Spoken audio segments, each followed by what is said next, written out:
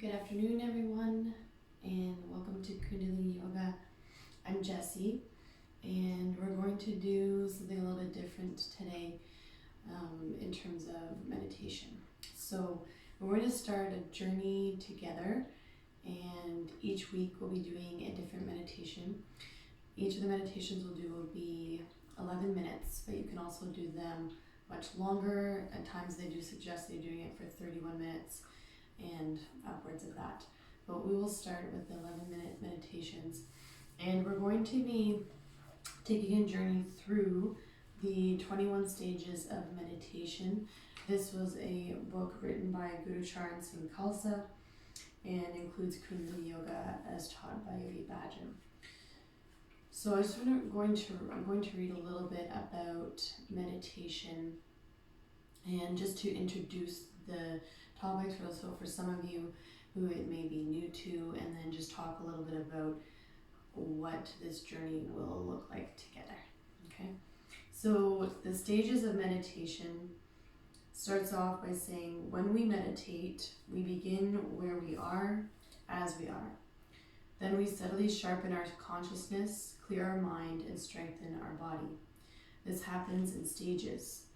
It doesn't happen all at once, nor can it be forced. Realization is when the you within you works and you relax. Even though Kundalini Yoga and meditation is the fastest path we know of, it still takes time and requires moving through the stages of development, continuously refining and perfecting the contemplative skills of each stage. So understand what meditation is. In simple yogic terminology, we call it dhyan. It means when you gaze towards something, when your mind's mental eye focuses. People call it the third eye, the eye of the mind, through which you daydream, think, imagine, and hallucinate. When you concentrate on any problem between a subject and an object, you are supposed to be meditating through this mental eye. Your mind has 4 basic stages. The awake stage, which you are all in, but mentally you may be daydreaming. And 60% of people daydream. Then there's a dream stage, when you want to sleep and rest, but you have such a good dream that you're actually doing the whole thing for real. Then there comes a stage of deep sleep, in which you're so solid and helplessly asleep that you forget about everything around you and have no dreams either. The final stage is the state of turiya, in which you sleep, rest, relax, live, talk, and eat. You do everything, but the pros and cons do not disturb you, and you always maintain your equilibrium and balance. It is a stage of ultra-consciousness, super-consciousness. According to all the sciences of meditation known to humans so far, there are thousands and thousands of ways of meditation, and there are hundreds of thousands of mantras, and people practice them variedly for varied reasons. We have our own capacity to do what we are going to do. Among us, there are scattered minds. There are minds that are trying to become one-pointed. There are minds that have fears. There are minds that are sex-oriented. There are minds that have come just for curiosity. There are minds that do not understand why they are here. There are minds that are very happy and happy to be here. There are all types of minds. Feel that just as you are, just as you were, you are here. The very fact that you are here is enough. You have an intention, which is enough. The very fact that you have an intention to cleanse yourself and make your soul bright is enough reason for your mind to concentrate. We begin with different capacities, different problems, different hopes, and different qualities of the mind. But through steady discipline, progress is made. People sometimes do not understand what discipline is. Discipline is a self-experience of self-consciousness, where a person feels that he or she exists. That is the greatest experience. So there are 3 journeys on the path to realization that are meant to be experienced again and again and again. We climb our own mountain with regularity, and the disciplines on the path towards self-realization flower into a joy that only expands as we experience, express, and transcend our sense of self.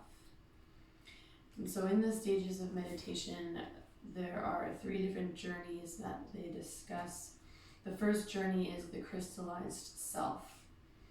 The focus of the first journey is to recognize, experience, and crystallize the self. The blocks are encountered in the first 4 stages: upset, boredom, irritation, and frustration. The primary skill at this stage is to become a witness to all the thoughts and feelings. Many, but not all, are from our own subconscious. We begin to separate ourselves from our feelings, and we quit identifying with them. We simply release them instead of reacting or attaching. And the second journey is known as the expressive self. How do we express that self creatively, authentically, and effectively through our actions? In the first journey, we had to learn to recognize the differences between ourself and our thoughts and feelings. In the second journey, we learn to discern ourselves among the many identities we hold and the various roles we play. There's a quote here: "You are basically alone. You are basically supposed to decide everything for yourself, within yourself.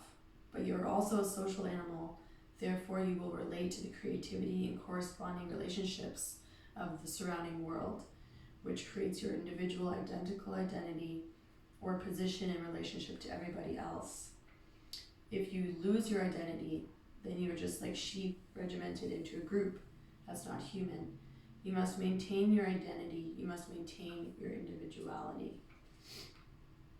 Maintain your consciousness, but be harmonious, with total understanding in your projection through all surroundings and all the pressures of the surroundings." We express ourselves, we create, and we mature our vision without being diverted by ego or circumstances. We expand, and in that expansiveness, our creativity, our capacity to heal, and our prosperity realizes itself in practical and mundane, but also sublime ways each and every day. The second journey stabilizes our sense of self while in relationship to others.